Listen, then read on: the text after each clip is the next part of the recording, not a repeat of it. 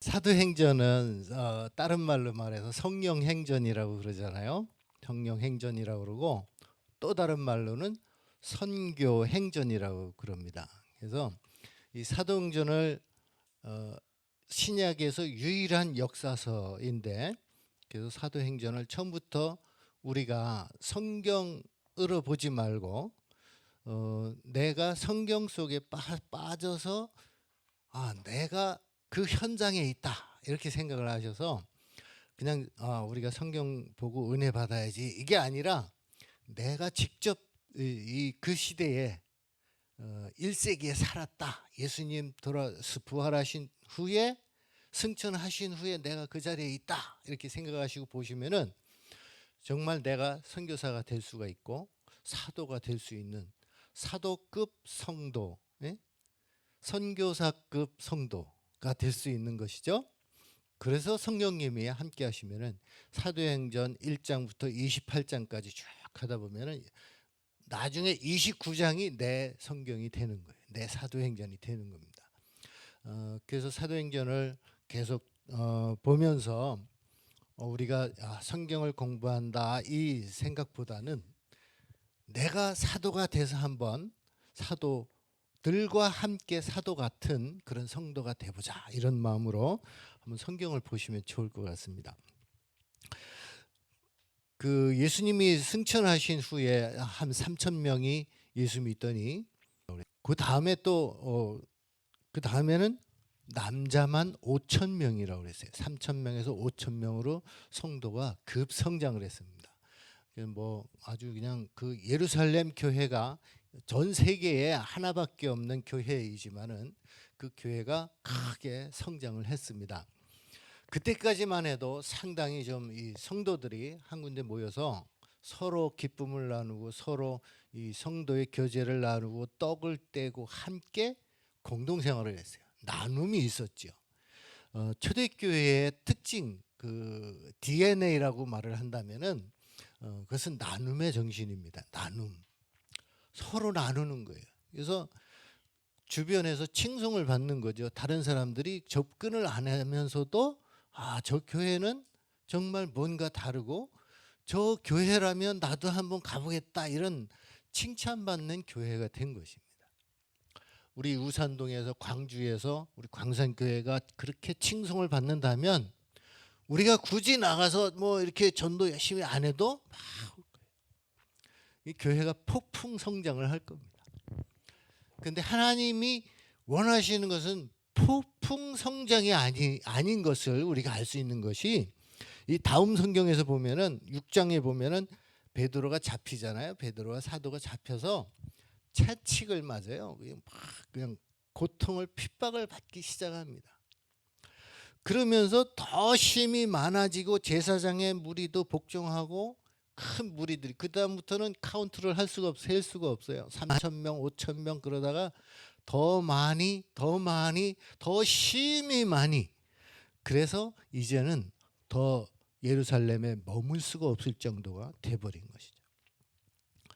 이 칭찬받는 사람들이 한 군데 모여 있다 보니까 너무 많은 사람들이 이게 뭐 분란도 있고 아나니아 삽비라 사건도 있고 말이죠. 또 뭐 그 바나바가 저에게 전 재산을 팔아서 필요에 따라서 이렇게 헌금을 하는 거예요.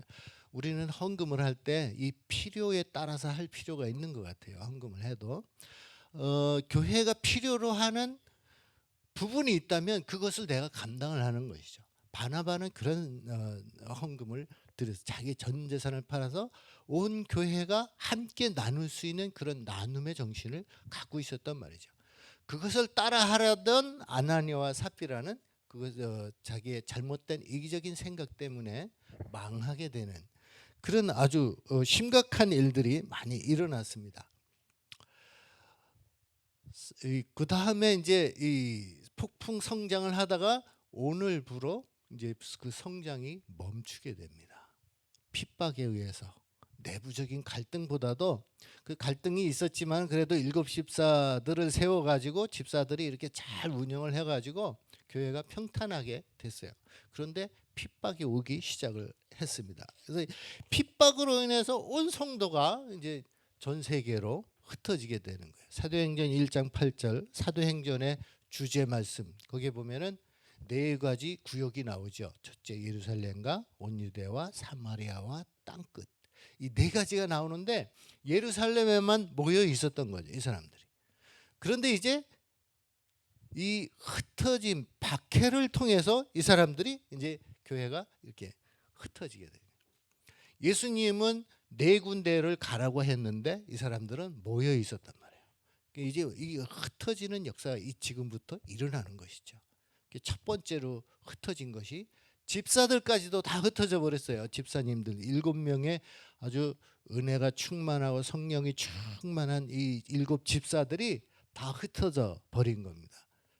스데반은 이제 순교를 당해 버렸죠. 당해서 아예 그냥 다른 지역으로 흩어지는 게 아니라 그냥 하늘나라로 그냥 가버리잖아요. 가버리고 빌립은 이제 사마리아로 가게 됩니다. 사마리아는 어떤 동네예요?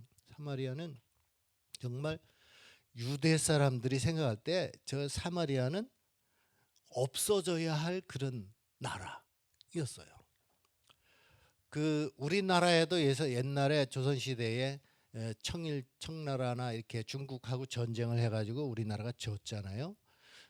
진 다음에 많은 그 부녀자들이 끌려갔어요. 포로로 끌려갔다가 그 사람들이 포로로 뭐 수만 명이 끌려가가지고 청나라에서 노예 생활하다가 다시 돌아오는 계기가 있었습니다. 돌아온 사람들을 갖다가 우리 아주 그 상스러운 말로다 환양년이라고 그렇게 불렀잖아요. 그쪽에서 그래서 그 돌아온 사람들을 우리나라 사람들이 용납을 못했어요. 받아들이질 못했습니다. 그래서 무시하고 천대하고 환양년이라고 이렇게 비꾸는 그런 역사적인 아주 슬픔이 있었습니다. 사마리아가 꼭 그 격이에요. 사마리아도 이 바벨론하고 전쟁을 해가지고 지어가지고 이 사람들이 거기에 외부 사람들이 막 들어온 거예요. 또 외부로 또 끌려가기도 하고 그래서 그 사람들이 돌아왔다가 외부 사람들하고 막 섞여가지고 이제 전통 유대인의 그 피가 없어져 버린 거예요. 정체성이 없어져 버렸어요. 그래서 이 사람들은 예루살렘에 와서 예배를 드려야 되는데도 불구하고 예루살렘에 오지를 못했어요. 그래서 그리심산이라는 곳에서 따로 성전을 지어놓고 거기서 예배를 드렸습니다. 자기들도 유대인이긴 한데 그 하나님을 믿는 백성이긴 한데 오리지널 유대인들이 받아들이지를 않는단 말이에요. 그래서 이 사람들이 따로 예배를 드렸어요.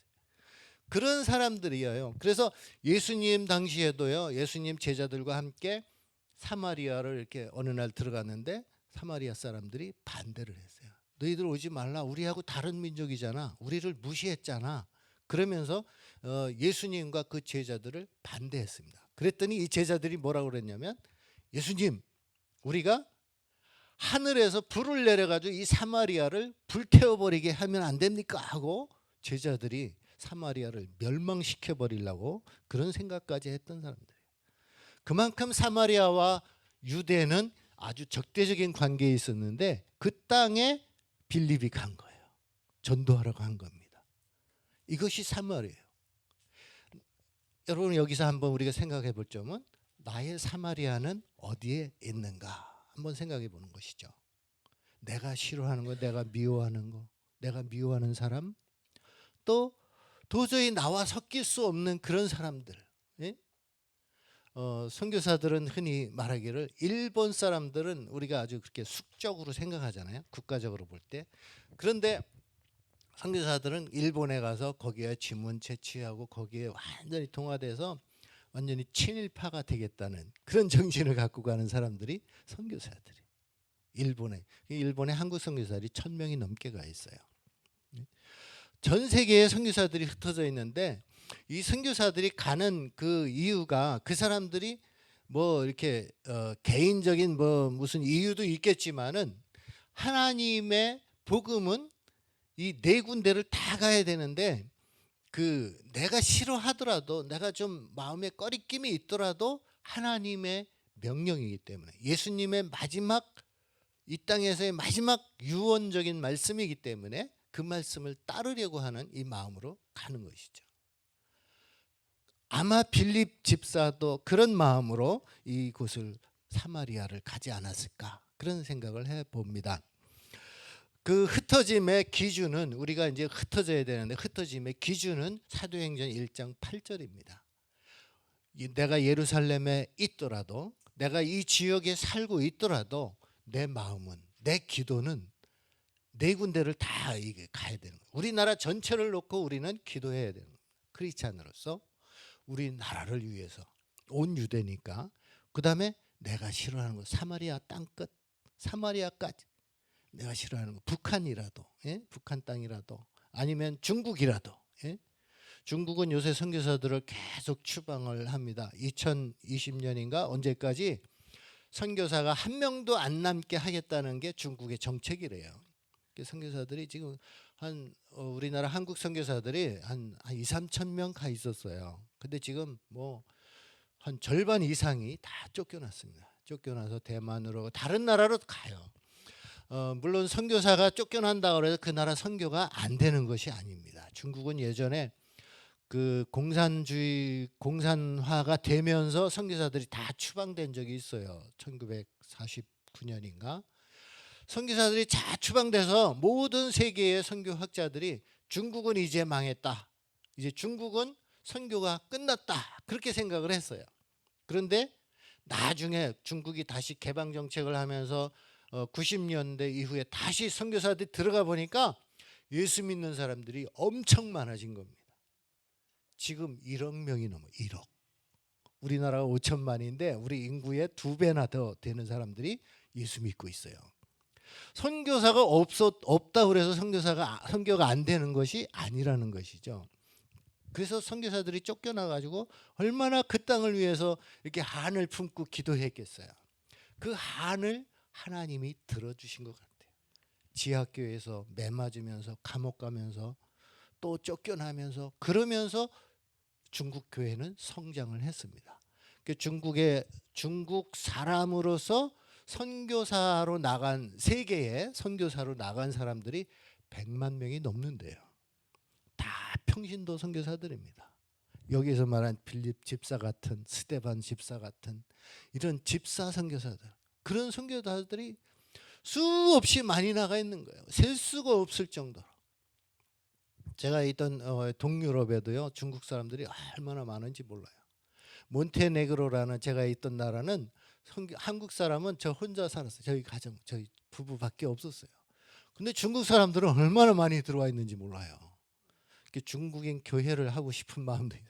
중국어를 할 줄 아는 사람들은 중국으로 갈 게 아니라 세계 어느 나라 가더라도 중국 사람이 다 있어요. 그 사람들 중국말만 하면서 와서 거기서 예배도 드리고 일하면서 도로 공사하러 온 거예요. 시진핑이 얼마나 정책을 잘하는지 몰라요. 중국 사람들 세계에 막 뿌리는 거예요. 뭐 도로 공사하러 1대1로니 뭐니 해가지고 중국 사람을 필요로 하게 만든단 말이에요. 중국 사람들이 나가면서 거기에 선교사가 휩쓸려고 하는 거예요. 그래서 세계 선교가 이루어지고 있어요. 땅끝 선교는 이렇게 이루어져 가고 있습니다. 그래서 빌립이 사마리아 선교를 이렇게 하니까 예루살렘에 있던 그 사도들은 예수님이 기다리라고 그랬잖아요. 예루살렘에서 기다리라. 그래가지고 이 사도들은 예루살렘을 안 떠난 것 같아요. 핍박이 오더라도. 베드로는 가서 채찍을 한 번 맞으면요, 이 가죽이 첫 번 맞는 순간에 살 가죽이 뺏겨진대요. 그 다음부터는 계속 피를 흘리는 것이죠.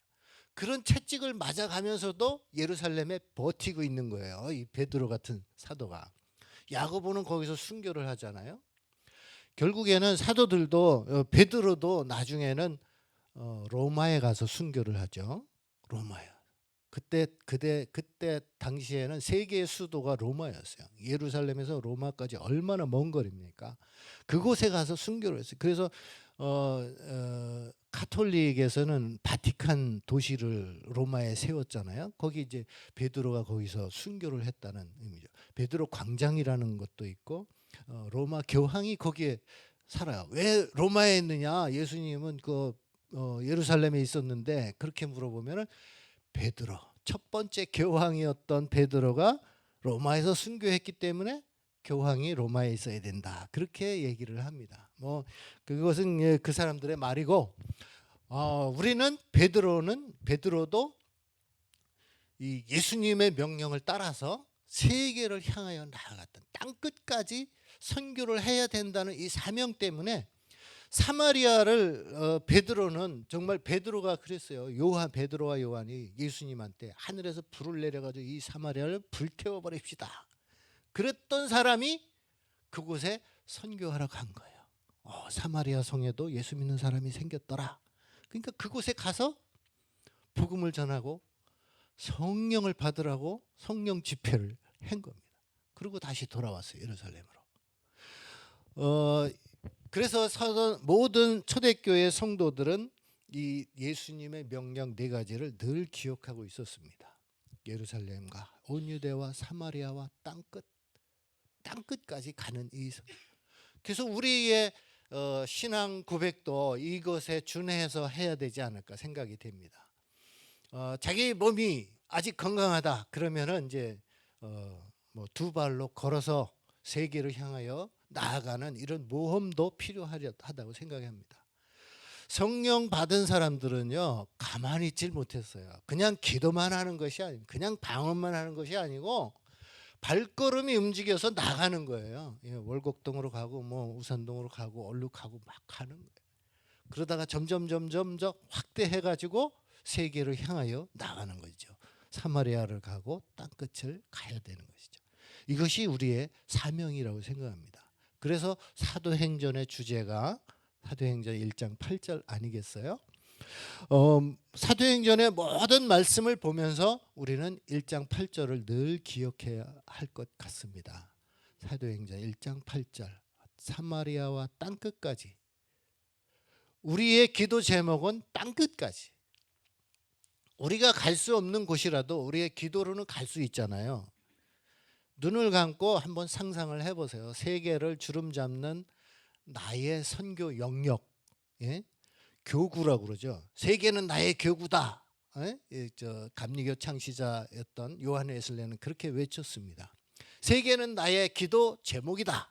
한번 우리가 외치면서 우리가 막 하나님 앞에 요구사항만 막 기도할 게 아니라 하나님께서 무슨 말씀하시는지 우리가 듣는 훈련도 필요하지 않겠어요? 기도는요, 서로 이렇게 교제라고 그래요. 교제. 서로 대화하는 거예요. 하나님과 대화하는 거. 근데 우리는 나의 요구사항만 막 기도 말해놓고 그냥 가버리면 안 되죠. 조용히 묵상하면서 내가 기도한 것 하나님이 얼마나 들어주시나 한번 점검하고 하나님께서 무슨 말씀을 하시나, 나에게 오늘 말씀하시는 것은 무엇인가, 오늘 사도행전 8장을 통해서 나에게 무슨 말씀을 주실까 한번 곰곰이 생각해보고 기도하면서 들어보는, 하나님의 음성을 듣는 그런 시간들 될 수 있기를 바라겠습니다. 기도하겠습니다.